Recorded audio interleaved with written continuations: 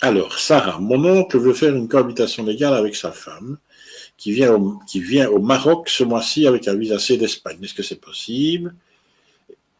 Qu'est-ce qui est le plus simple, mariage ou cohabitation légale? Donc, si je comprends bien, ce que vous appelez sa femme, c'est en fait sa compagne qui n'est pas encore en relation officielle avec lui. Donc, il n'y a pas encore de mariage ou de cohabitation légale. Alors, est-ce que c'est possible? Ça dépend de la situation. Comme je le dis presque tous les jours, ce que vous ne mettez pas dans votre question, c'est la nationalité de votre oncle. Tout dépend de la nationalité de la personne qui est rejointe en Belgique. Donc, si... Ah, excusez-moi. Là, je ne sais pas ce qui s'est passé, mais on va... voilà. Attendez, là, il y a un petit problème. Donc, voilà.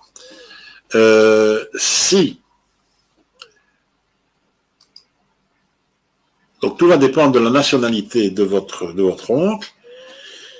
Si votre oncle est belge ou européen, vous pourrez faire la procédure de mariage et de cohabitation légale en Belgique et ensuite, il pourra demander le séjour sur cette base-là.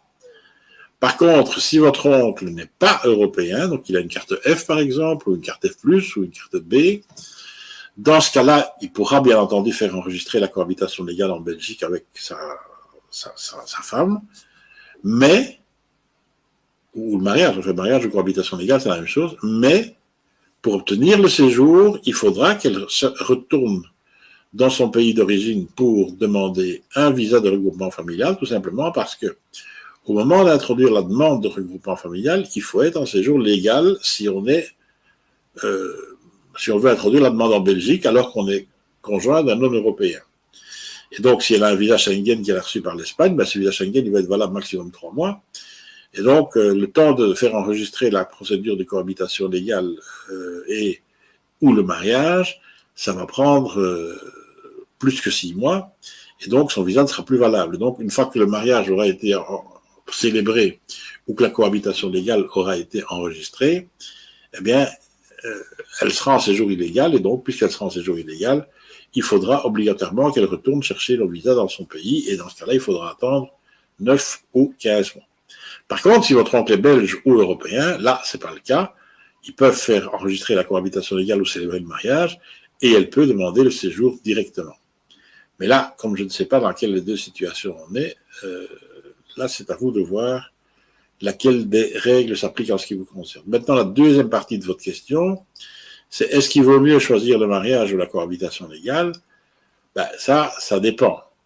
En fait, si on compare, on peut obtenir le regroupement familial sur base de l'un ou de l'autre, mais si on compare, attendez, j'ai pas le bon...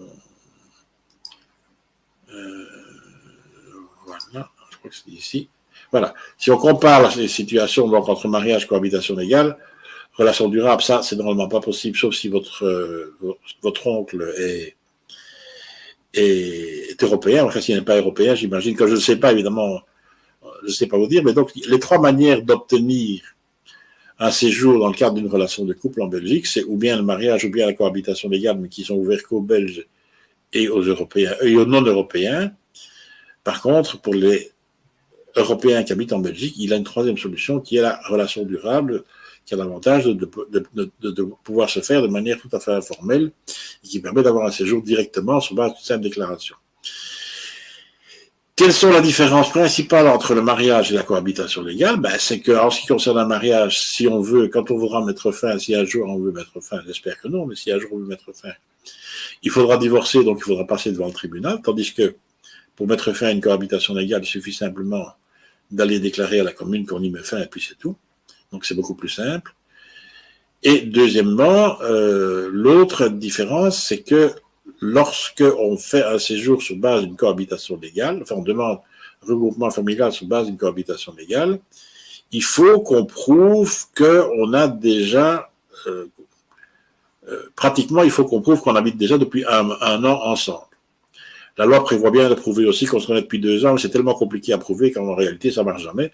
Donc, il faut qu'on prouve qu'on habite depuis 1 an officiellement ensemble, et donc, puisqu'elle arrive en Belgique et que l'enquête va durer pendant 6 mois à peu près, au moment où elle introduira sa demande de carte orange, elle n'aura que 6 mois de séjour en Belgique. Et donc, à la fin de la carte orange, l'Office des étrangers va refuser le séjour tout simplement en disant que vous n'avez pas la preuve d'une relation durable assez longue, puisqu'il faut prouver que vous avez 1 an au moment où vous introduisez la demande. À ce moment-là, pas de problème, pas besoin de faire de recours, vous réintroduisez juste une deuxième demande, vous recevez de nouveau une deuxième carte orange, et cette deuxième carte orange, ben là, vous aurez 1 an au moment où vous l'introduirez, puisqu'il y aura eu les 6 mois de l'enquête, et il y aura eu les 6 mois de la première carte orange.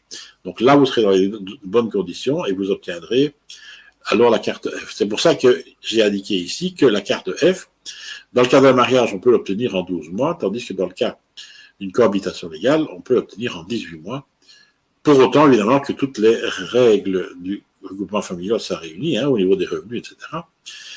Mais donc, même si toutes les règles sont réunies, la cohabitation légale, c'est plus long pour avoir un titre de séjour parce que, justement, il faudra faire 2 demandes successives de carte orange parce que la première sera d'office refusée, faute de pouvoir prouver qu'on se trouve dans une situation de relation durable.